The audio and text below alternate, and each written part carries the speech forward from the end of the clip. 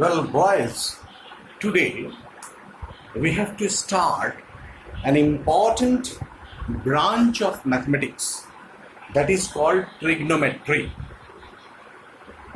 Now, in this trigonometry of class 11, the first topic is associated angles. Associated angles.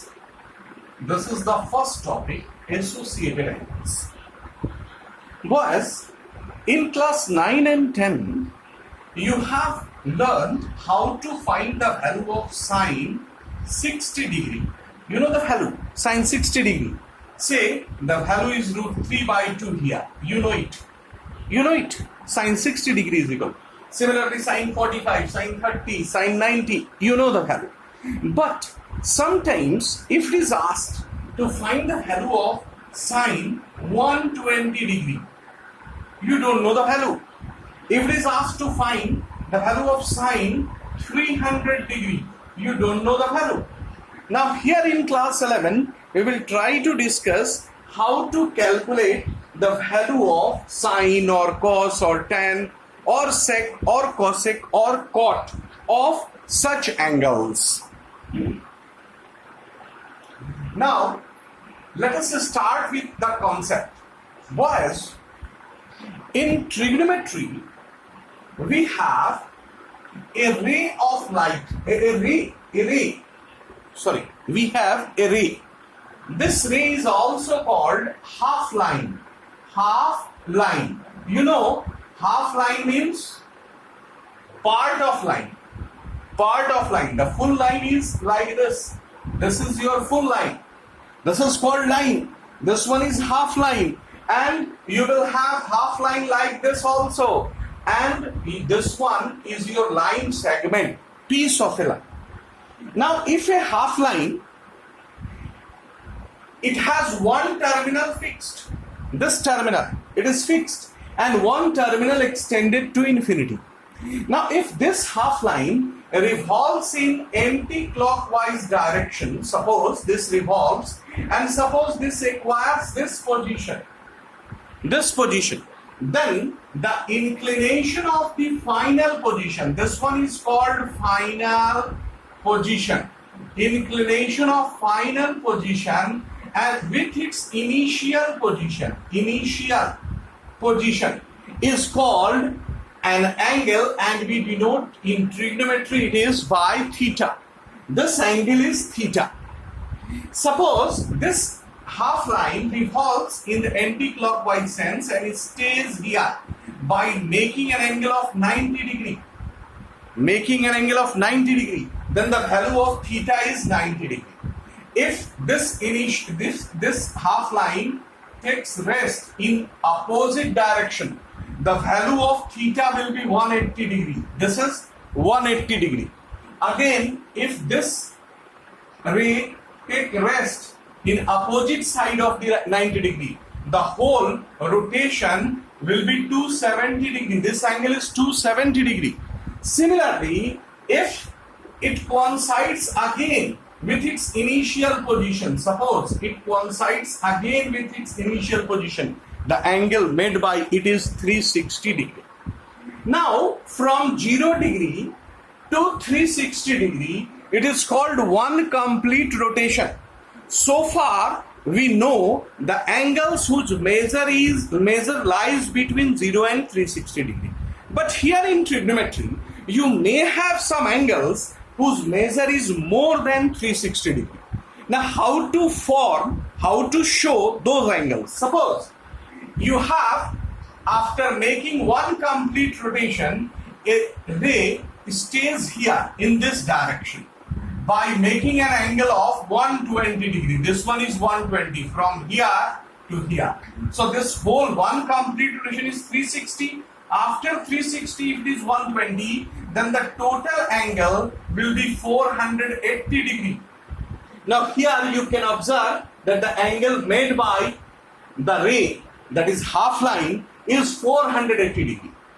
Now here, if it makes two complete rotations, the angle made by it is 720 degree. Again, if it makes 3 complete rotations, then the angle made by it is 1080 degree. 360 into 3 and so on. So now here you may have an angle whose measure is 1 lakh degree. You can get an angle whose measure is 1 lakh degree, and that angle you can depict here by trying to form different type of circumference, and after forming this you can show the measure of this angle where it lies. So here in trigonometry we may have angles whose measure is more than 360 degree. Now the second thing was, you see here, this thing you have done in class 9 and 10 while drawing graph. You have chosen 2 axes, one is x, another one is y, and after choosing these 2 axes you have plotted several points here. Now this one is called from 0 to 90, this is called first quadrant. First quadrant. This one is second quadrant. This one is third quadrant. This one is fourth quadrant. Remember, if this is O and this one is X, we treat OX as the initial position of a ray. Position of a ray. Now this ray revolves in anti-clockwise sense. In this sense, it will revolve and makes angles in different quadrants. This rotation is called positive rotation. Remember it, positive. Anti-clockwise means the hands of clock moves in a direction just opposite to that. That is called anti-clockwise direction. Now suppose from this initial position, if this ray moves in clockwise sense, suppose it moves in this direction, say here, it stays here. Now remember, if it moves in anti-clockwise sense, the angle made is positive. Then if it moves in clockwise sense, the angle made by it is negative. Now you have a new concept of angles, that there may be negative angles in trigonometry. In trigonometry we have 2 types of angles, positive and negative. Negative angles are formed when this ray revolves in clockwise sense, positive angles when anti-clockwise sense. And there are 4 quadrants here. Now suppose we have to find the value of sine 1755 degree. Now see it. Directly coming to the point. Sine 1755 degree. Now you know there are 2 types of angles, positive angles, negative angles. Now here in front of sine you have a positive angle 1755. So how to calculate the value of such trigonometrical angles? You have to obey the 3 rules. 3 rules you have to obey to find the value of such type of trigonometrical ratios. How? You see here. Rule 1. That is rule 1. Express any angle in the form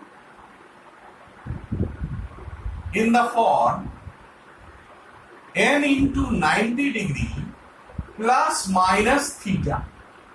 This will be the form. You have to express any angle in the form n into 90 degree plus minus theta. Now what it means? Suppose here 1755 degree occurs. Just divide 1755. It should be divided by 90. Now you see 1 times, here it is 90, again remainder is 85, 5 appears, you can take it as 9, here it is 810, remainder will be 45. Now how you can write this angle? Therefore, sine 1755 degree is equal to sine, you can write 19 into 90. 19 into 90 and then plus 45.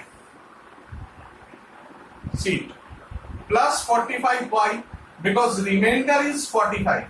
So you can write this angle as 19 into 90 degree and then plus 45 degree.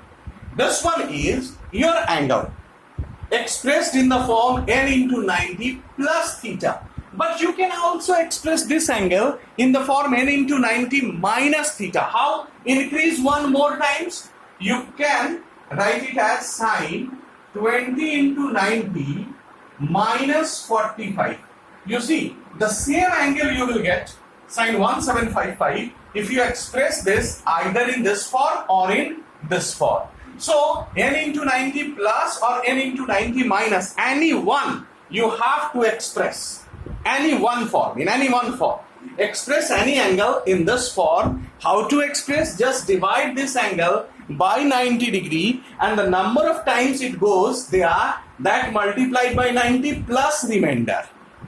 Clear? Now, this is rule 1. Now we have to write rule 2. Rule 2. Check the quadrant. Check the quadrant of angle and apply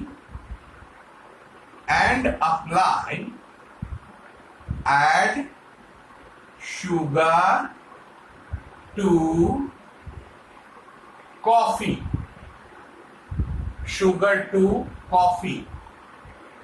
rule. Now remember it, add sugar to coffee. What it means?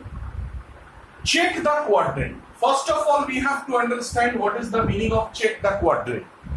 You see here, there are 4 quadrants. This one is first, this one is second, this one is third, this one is fourth. There are 4 quadrants here. Now, if there is any angle, say here, in this case, sine 1755, we have expressed it as sine 19 into 90 and then plus 45. Just we have expressed. Now, how much 90 is here? 1990. You see, your rotation starts from here. This one is 090. Remember it. Here it is 0. Now, from here, if the ray rotates in anti-clockwise, it forms 190. Then here it forms 2 into 90. Here it forms 3 into 90. Again, here it will be 4 into 90. So 490 is one complete rotation. One complete rotation is 490. So what is 2 complete rotations? 890. 3 complete rotations? 1290. 4 complete rotations? 1690. Now you see here, how much 90 we have? We have 1990. So after 1690 we are here, 1690. Then this one is 1790, this one is 1890 and this one is 1990. After 1990, now observe the sign, it is plus. If it is plus, then you have to move anti-clockwise. If it is minus, then you have to move clockwise. So what happens after 19 into 90, we have plus sign. So this angle lies in 4th quadrant. Remember it. How to determine the quadrant of an angle? How much 90 is here? That will describe you that how much time you have to rotate. Now, plus or minus, that indicates whether you have to move forward or backward. Now, if it is plus, you have to move forward. So, 1990, it appears here, and then plus, then it lies in 4th quadrant. So, this is your check the quadrant, means it lies in 4th quadrant. And then apply add sugar to coffee rule. What it means? Add sugar to coffee rule indicates what? You see here, add this word A for all. This means all. S, sugar, S for sine. Then 2, T for tan. And then coffee, C for cos. All, sine, tan, cos. The 4 things are there. Now this rule indicates that whenever there are 4 quadrants, here all are positive, all positive. In first, all positive. In second, sine is positive. In third, tan is positive. In fourth, cos is positive. Remember it. What to remember? Add sugar to coffee. Add sugar to coffee indicates that all angles are positive. Sine is positive, tan is positive, cos is positive. Sine positive, tan positive, cos positive. One more thing, that if sine is positive, then cosec is also positive. If tan is positive, then cot will be positive because reciprocal of tan is cot. Cos is positive, then sec is also positive. So these ratios are positive in this much quadrants. Now what happens to the other ratio? Sec, tan. Now tan is positive in this quadrant. In third quadrant, tan will be positive, cot will be positive. Now if there exists sine, then it should be negative. If sec, it should be negative. Cos, it should be negative. All other ratios are negative in their respective quadrants. Now here all are positive. Here sine and cosec will be positive. Now you have done sine 1755 degree. Now this you have done sine 19 into 90 degree, then plus 45 degree. You have observed that this angle lies in fourth quadrant. Fourth quadrant is quadrant of cos or sec. But here what we have? We have sine. So for cos and sec it becomes positive, but for sine the value will be negative. So you have to put a minus sign here. Your answer will contain negative sign because it is sine and it lies in fourth quadrant.